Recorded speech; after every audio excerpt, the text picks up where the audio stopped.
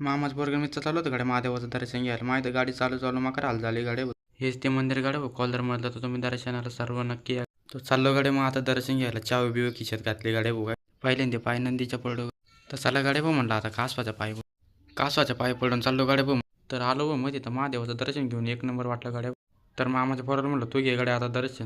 तर आलो गाड्या भाऊ बाहेर. तर म्हटलं आले इथं काहीतरी दिसत आहे गाड्या भाऊ. म्हटलं काही का असं ना पाय पडून घेतलेलं बरं भाऊ. म्हटलं चक्कर बिक्कर झालं भाऊ फोडणं. तर तुमच्या भाऊनी मस्तपैकी फोटो बिटू घेतला गाड्या भाऊ. म्हटलं एकदम.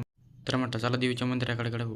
तर जवळजवळ आलं गाड्या भाऊ. गाड्या कॉलर मारल्या भगवती माताच्या मंदिराला भाऊ. एक नंबर वाटलं गाड्या भाऊ. येऊन चला म्हटलं दर्शनाला पहिलं. तर मग आलो गाड्या मंदिराच्या जवळ मस्तपैकी. म्हटलं चला बेल वाजू मस्तपैकी. तर पहिले एंट्री मारायच्या आधी म्हटलं पहिलं दर्शन घेऊ गाड्या पायरीचं. चला म्हटलं आतमध्ये. तर आलं मग घेतलं भाऊ पहिल्यांदा सिंहाचं दर्शन. म्हटलं आता चला. तर घेतलं बस पहिलं सिंहाचं दर्शन. म्हटलं आता चला गाड्या कासवाचं दर्शन घ्यावं मस्तपैकी. तर कासवाचं दर्शन बिर्शन घेतलं. म्हटलं चला आता आतमध्ये गाड्या. कोणचं देव काय नो कमेंटमध्ये नक्की सांग गाड्या भाऊ. मध्ये तर आजीबाई तर माझ्या अगोदर दर्शन बिर्शन घेत होते. मामाच्या पोराला म्हणलं दर्शन बिर्शन घेतलं की निघला गाड्या. तर मध्ये दर्शन बिर्शन घेतलं व्हायला. म्हणलं इकडे एक देवीचा फोटो दिसला, इकडे एक त्या साईडला फोटो होता तर घेतलं बा आईचं दर्शन बिर्शन. म्हटलं इथं बी दर्शन घ्यावं गाड्या होतं इथून तुमचं. तर झाला गाड्या पूर्ण चक्कर. तर झाला गाड्या म्हणलं पूर्ण चक्कर. तर चला म्हणलं आता बाकड्यावर बसाय.